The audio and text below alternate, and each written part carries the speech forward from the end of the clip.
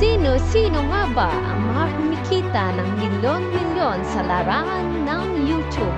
Tara na at samahan niyo ho at ating alamin.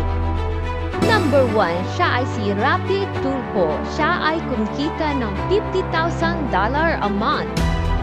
Ang pangalawa sa ating listahan ay si Miss Donalyn Bartolome na kung saan kumikita siya ng 34 to 50 million pesos sa loob ng isang buwan. Donalyn is a YouTuber, singer, and actress. Ang pangatlo sa ating listahan ay si Kong TV, also known as Conan Altates. Siya ay kumikita ng 765 to 12.25 million pesos. Ang pang-apat sa ating listahan ay si Ivy Cortez na kung saan kumikita siya ng 790,000 to 7.8 million. Ivy Cortez is a popular YouTube content creator.